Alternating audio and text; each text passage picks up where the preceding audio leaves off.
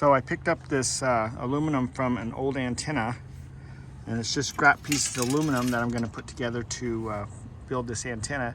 And I told my wife, I says, just looking at this stuff, it's amazing that you can put together these pieces all together and be able to communicate with someone. And she says it's amazing that somebody actually wants to do that. So anyway, but that's the whole fun of actually having a ham radio license and being able to do this extra stuff and experiment.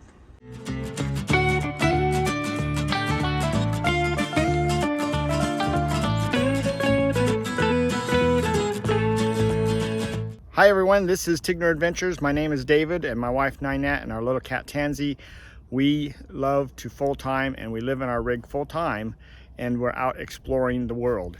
And one of the things that I have obtained over time was my ham radio license. And so I've talked about that in this video a little bit. And I wanted to tell you about some really exciting changes that have taken place, at least for some people anyway.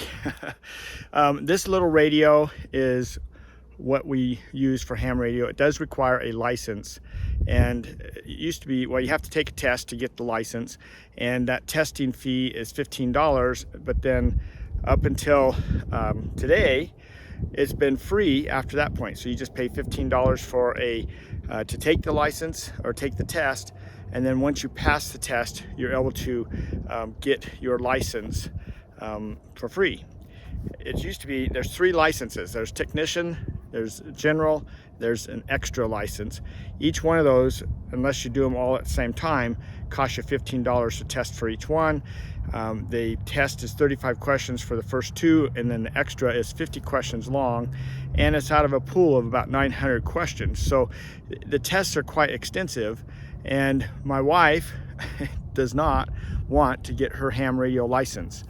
And so the cool thing is that they have this other type of licensing system now called GMRS. So I can't remember what GMRS stands for. It's General Motor. I'll put it on the video there. But anyway, GMRS up until, well, today has been $70. You could actually get a GMRS license for your family for $70, and then you buy radios that look just like this, but they're made for GMRS. Now, there's not a lot of difference. The frequencies they can talk on are different.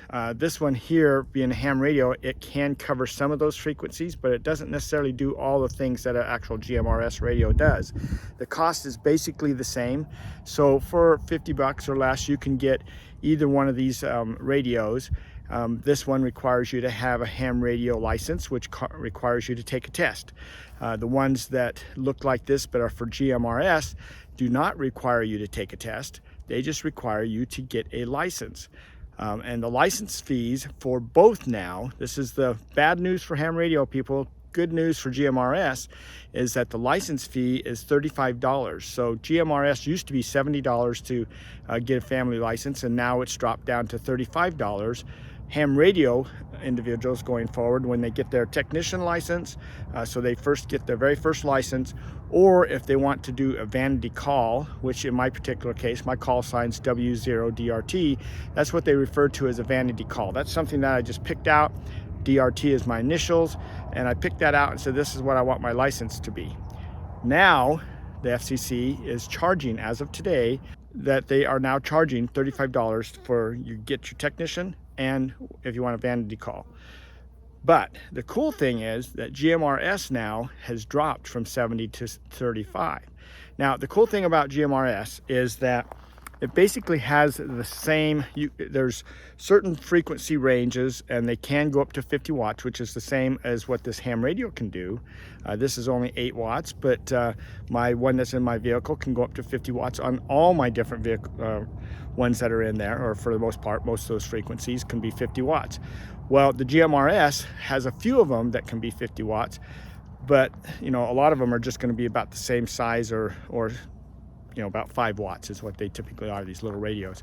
But the cool thing about that is if you buy a GMRS license for $35 for your family, now you can get one of these radios for your wife and one for you, and you can talk back and forth when you're in, like, backing up rigs and things like that, when you're out in areas that you can't use a cell phone, or you're driving through areas that have no cell signal, and you're both in different vehicles, you can now talk back and forth on these radios and be legal.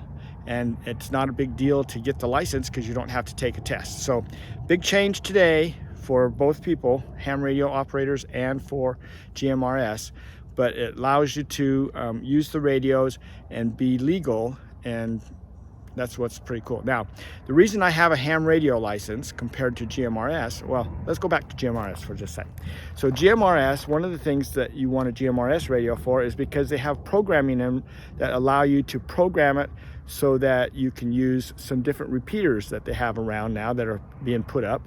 And so they're a lot like a regular ham radio because they can actually key up repeaters, which is something that's typically up on a high point somewhere, and you can hit that high point, you know, and that can be 10 miles away, 20 miles away, and then you can broadcast out wherever that particular 20 or 50 mile radius is. You know, it kind of depends on all the atmospheric conditions and stuff as to how good, or, you know, how many buildings you got to go through and all that kind of stuff. But there's something new compared to the old CB. You know, CBs are still around, and in some ways, like, they might even be coming back a little bit, but mainly because they don't cost anything to use. All right, so you just buy that and you get to use it. But the CB radio is just, you know, it's almost kind of line of sight, and there's not very much power there. Typically, they only do about, you know, 5 to 8 watts of power, which is what this little guy does. And so, and there's no repeaters in reference to a CB radio. GMRS uses repeaters, and if you buy a GMRS radio, they'll have some of those frequencies that are programmed for repeaters and a bunch of other ones that you can actually program up for repeaters. Now, this one here does the same thing, but then it's a ham radio requiring a ham license. And with this one, I can hit all kinds of repeaters, and I can be tied into hundreds of different repeaters. A GMRS only can do a few different repeaters, depending on how many you program into your radio and which radio you buy, and, you know, what it comes programmed with and things like that. So there are a little, you know, some technical things that you have to learn about that a little bit. But the cool thing is, you know, just buying the actual radio out of the package and turning it on, you can put them both on the same frequency, you know, GMRS 1, 2, 3, whatever, and you can talk back and forth. So that's pretty cool. Now, the reason I got ham radio is because the technician license allows me to use this little radio. So this is basically the same as GMRS, okay, except that, again, I can do a few hundred repeaters, and there are repeaters all over the place. It's been around for a long time, and GMRS is something that's new, and they're just barely starting to put up repeaters, so there's not very many of them out there yet. So that's one major difference. Now, once you go past technician, they've got 2 other classes that you can get: a general class license or an extra class license. And basically, you know, you have to get one before you can get the other.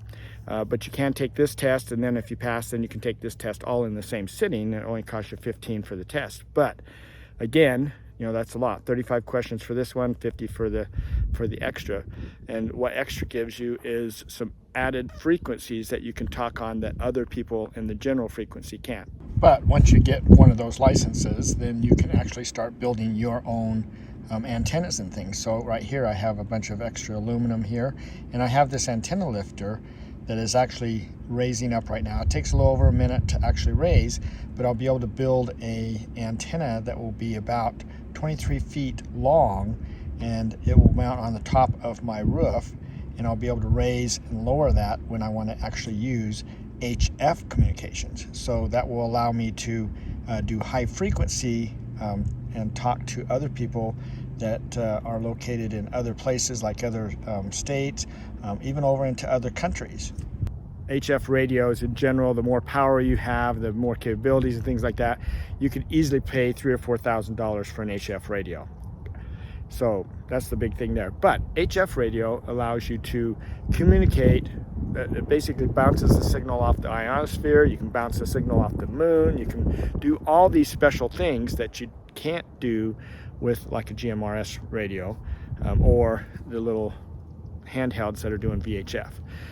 They can only just do right here locally or the repeaters. But HF can bounce off, and you can hit, one day we picked up Japan.